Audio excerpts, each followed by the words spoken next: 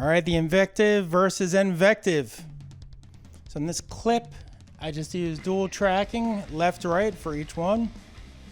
In general, I go for the quad track. I think that would be interesting because these two sounds really, they seem to complement each other.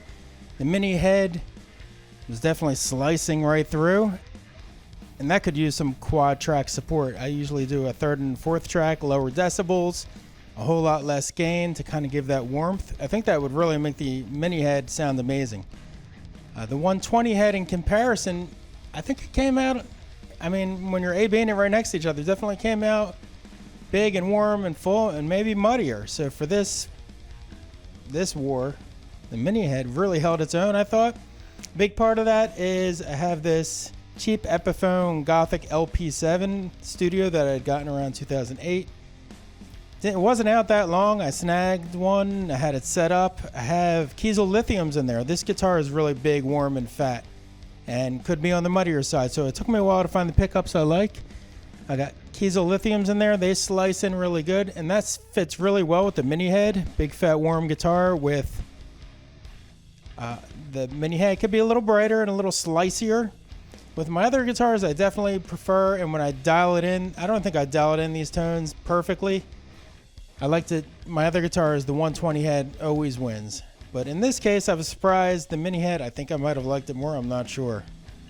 We definitely need some more mixing and some more tracks and see how everything connects. But I thought it was interesting to A/B the two.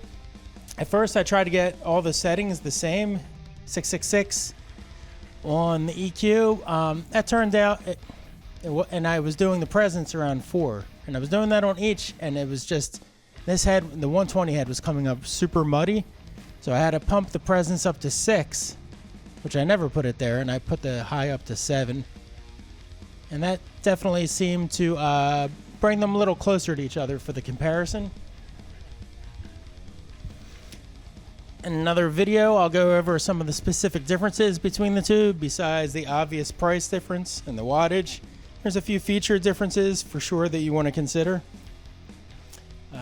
For this rig chain, I took each of these heads direct out into a 2 Notes Live. I have a Fortin Beast Cream 4x12 with a 57 and an M160.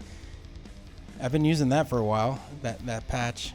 I love it. I might have to mix it up. I've been doing it for like over a year and a half, 2 years now. I might have to start trying some new things. But that's my go-to going into the LA610, which I was just using the preamp part and bypassing the compressor for the guitars. Right now it's set up for this vocal mic that I'm recording, so I put some compression on it. That's going into the Focusrite Claret 8 Pre into Pro Tools, and that's how I rocked it. Thanks for checking it out. Peace.